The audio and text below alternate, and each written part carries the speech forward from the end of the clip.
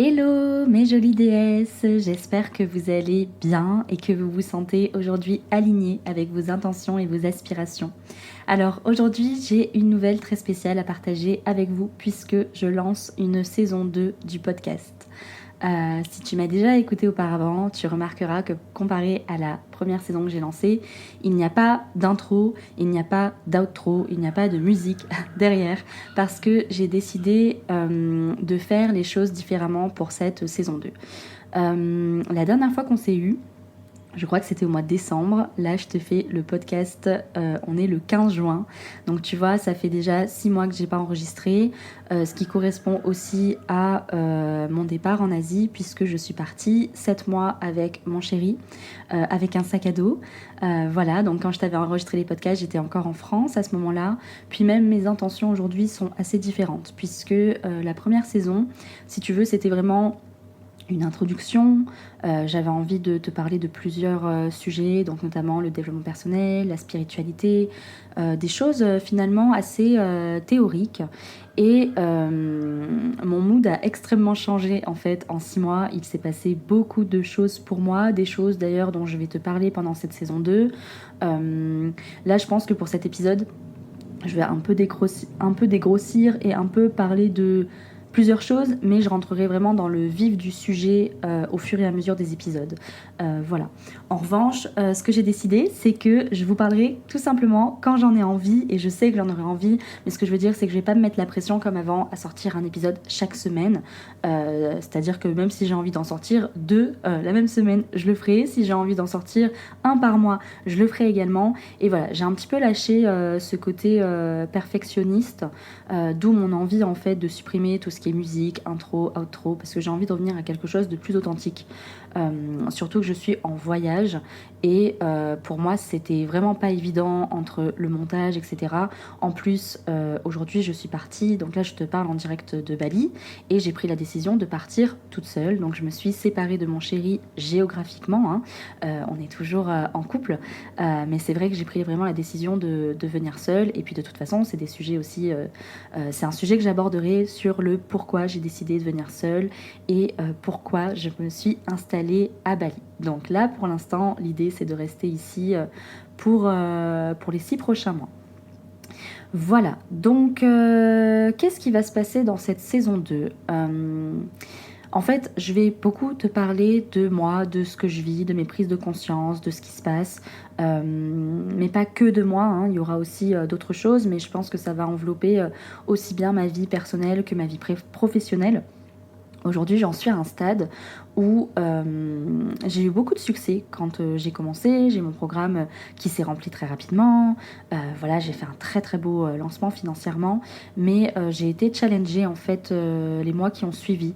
Voilà, j'ai eu une expérience avec une business coach dont je ne citerai pas le nom, mais qui s'est pas très bien passée et en même temps qui était, je pense, plus que nécessaire à mon cheminement personnel.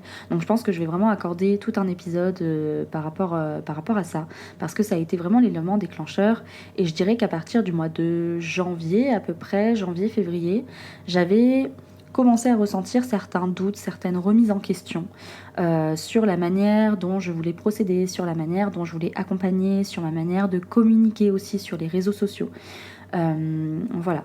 Et du coup, je pense que je me suis mis énormément de pression ces derniers temps.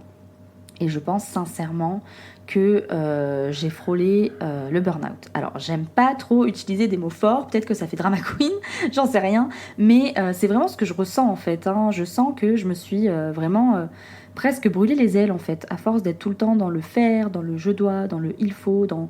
Voilà. Je me suis raconté aussi plein d'histoires. Par exemple, quand j'avais rejoint cet accompagnement, je pensais vraiment que c'était d'une place de cœur, et finalement, je me suis rendu compte après, en évoluant, que... Et en allant creuser surtout, que c'était vraiment d'une place d'ego, que je l'ai fait parce que j'avais des objectifs, d'être encore plus vue, d'être encore plus entendue, de gagner encore plus d'argent, parce que je pensais en fait que ma parole allait avoir plus d'impact si je gagnais plus d'argent. Alors dit comme ça, j'ai l'impression aujourd'hui que ça me paraît complètement fucked up, mais à l'époque, j'avais vraiment cette sensation en fait que si j'étais une coach qui gagnait, si j'étais une coach à 6 chiffres en fait, donc qui gagnait plus de 100 000 euros, j'avais vraiment l'impression que ouais, ma parole allait être plus entendue, que j'allais être plus suivie sur les réseaux sociaux, que j'allais être encore plus prise au sérieux, et sauf que mon âme avait pas du tout envie d'aller vers ça en fait à ce moment-là. Alors, ça veut pas dire que j'ai pas envie d'évoluer au niveau de l'argent, etc. Bien au contraire, ça veut juste dire qu'au moment où j'ai pris cette envie, où j'ai pris cet accompagnement, où j'ai eu envie de faire beaucoup d'argent, j'étais juste pas prête à recevoir beaucoup d'argent.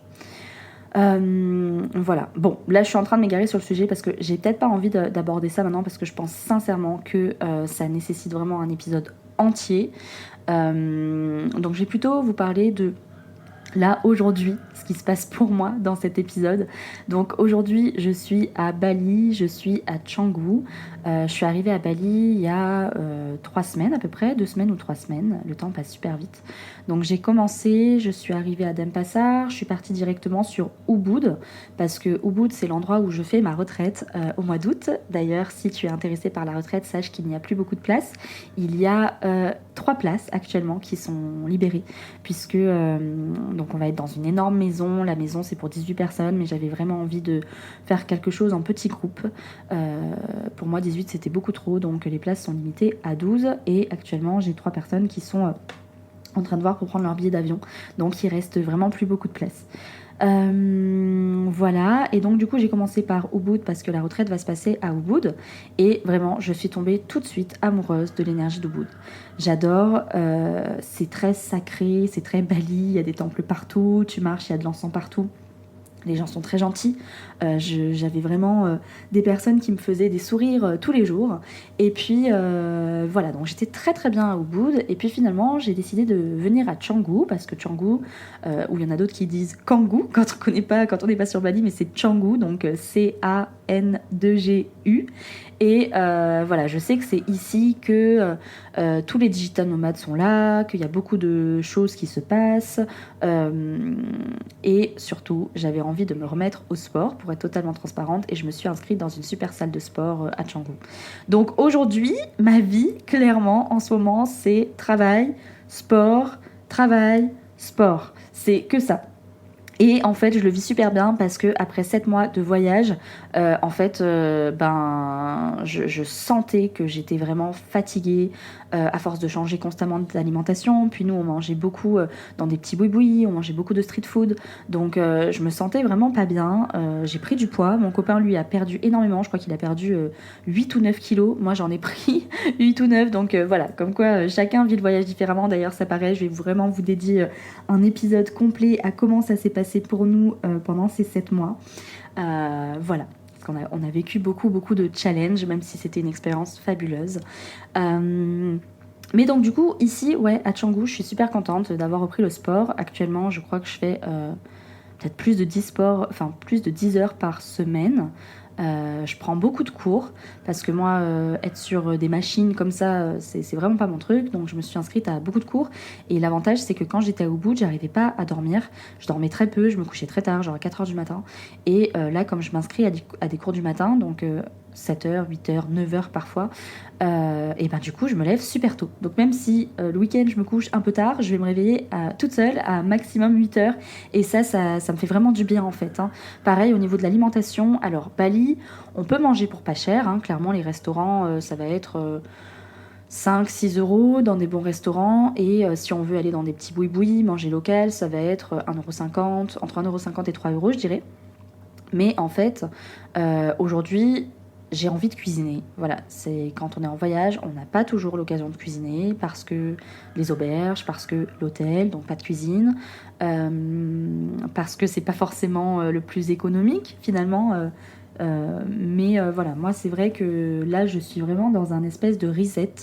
Je suis vraiment dans une reconnexion corps, tête, esprit. Et donc du coup, même dans les pratiques que je prends dans ma salle de sport, je fais du breathwork, du yoga très doux, du yoga un peu plus intense. Je mixe en fait les pratiques, j'essaie vraiment de trouver ce qui me correspond, ce qui me va. Faut savoir qu'avant, moi, le yoga, c'était rédhibitoire pour moi parce que j'avais l'impression que c'était trop doux, pas assez en fait. Pour la petite anecdote, par exemple, l'année dernière, je faisais de la pole dance en Guadeloupe. Je faisais plus de 20 heures par semaine, je suis tombée addicte à la pole dance. Et en fait, je me suis aperçue que j'avais toujours besoin d'être dans un excès de force, de puissance, de résultats, enfin, vraiment dans un excès d'énergie yang finalement. Et du coup, tout ce qui était yoga, quelque chose de plus doux, j'avais la croyance que ça allait être pas assez pour moi.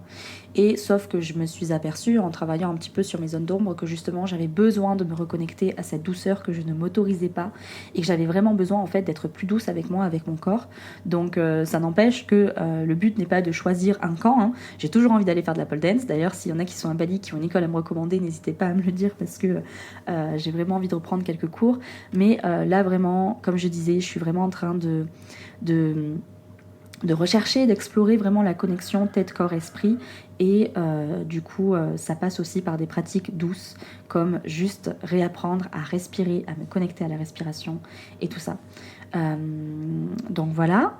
D'ailleurs, pour la petite anecdote, et pour vous faire un petit peu un topo de ce que j'ai vécu cette semaine, j'ai fait un atelier de breathwork avec un homme qui s'appelle Siam, et c'est deux nanas super cool qui sont sur Bali, que j'avais rencontrées sur les réseaux, donc qui s'appellent Anna et Ophélie. Si vous passez par là, coucou, je fais un peu de pub, mais du coup voilà, elles ont lancé leur entreprise qui s'appelle Coam, et leur but en fait, étant donné que ça fait pas mal de temps qu'elles sont sur Bali, qu'elles ont testé pas mal de choses, c'est de permettre en fait à des personnes qui s'installent sur Bali, des francophones, ou qui sont de passage et en voyage et qui sont justement à la recherche de pratiques émotionnelles, spirituelles, développement personnel, d'avoir ça à disposition vraiment à tarif très abordable.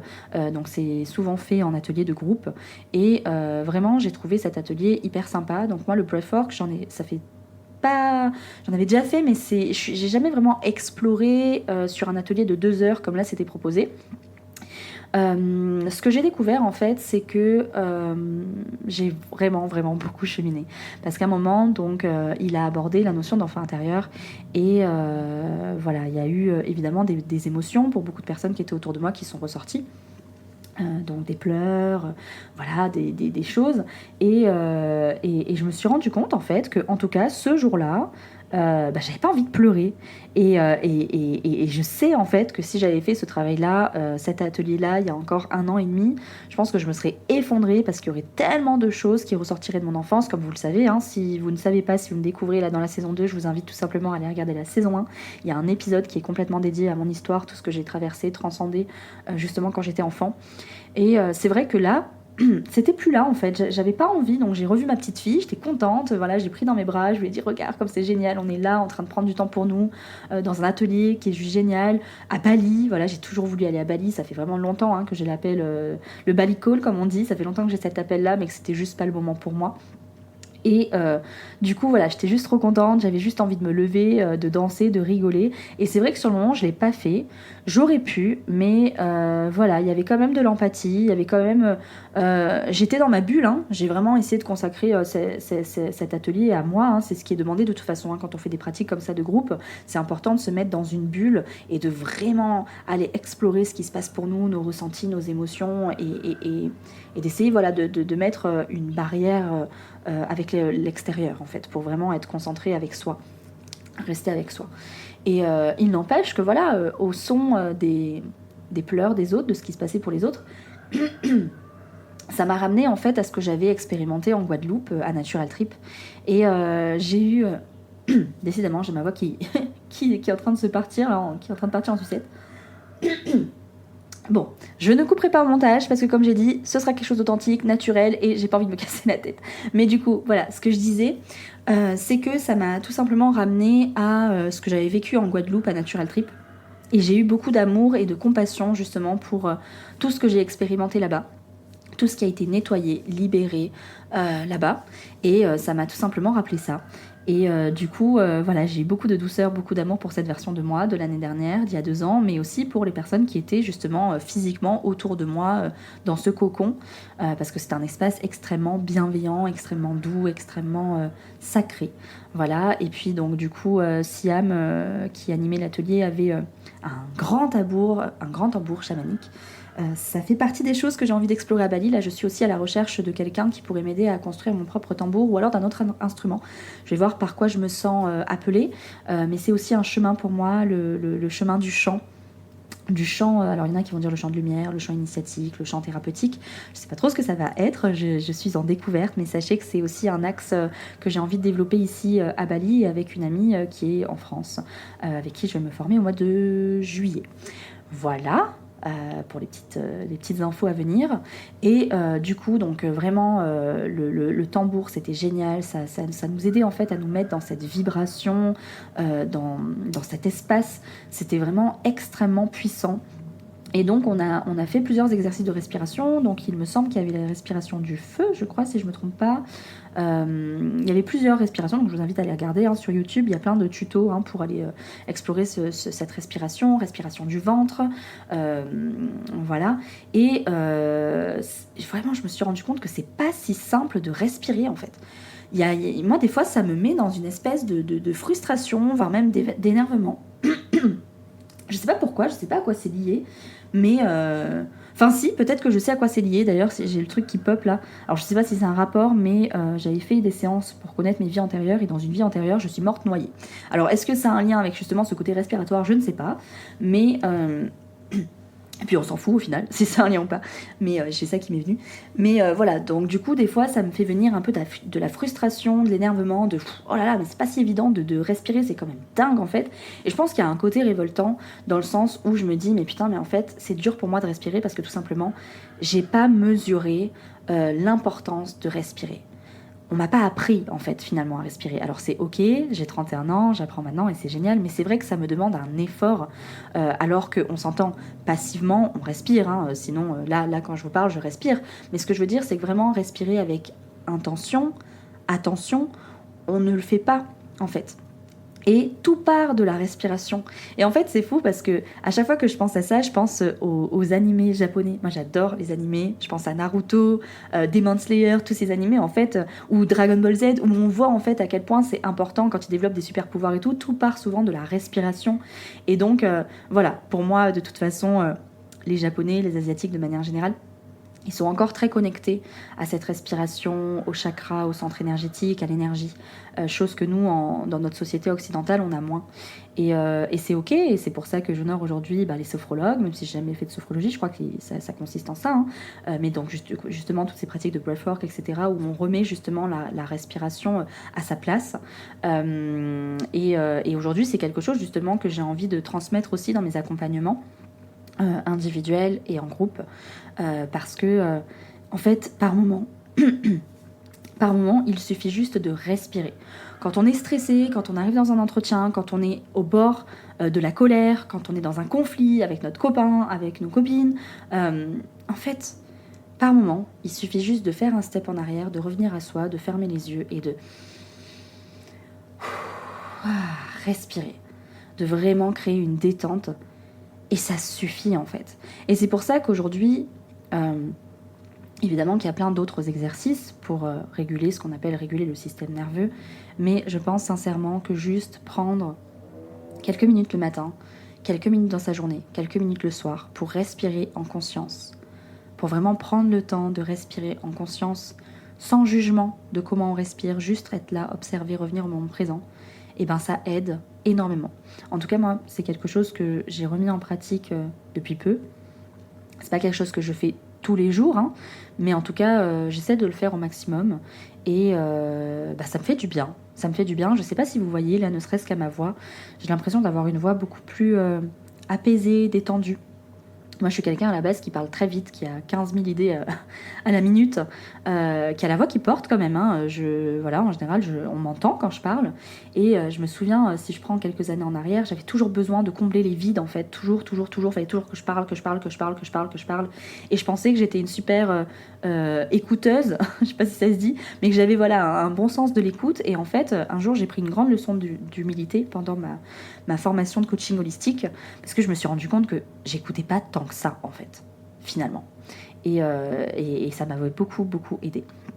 Et donc, du coup, aujourd'hui, vraiment, je crée de l'espace à travers la respiration, à travers des moments de silence.